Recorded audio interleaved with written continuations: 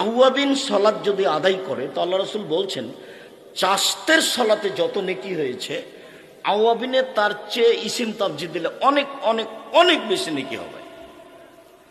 তো চাস্তের সলাতের সময় কখন বললাম?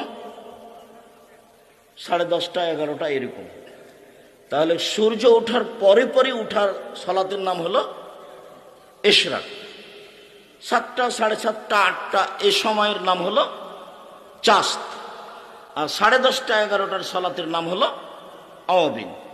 তিনটার যে কোনো একটা পড়লেই হবে। তবে ফজরের পরে সূর্য ওঠার পর পরই পড়া এটা খুব কঠিন। কেন?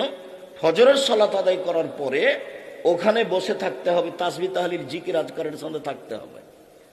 যখন সূর্য উঠবে তখন 2 রাকাত পড়তে হবে।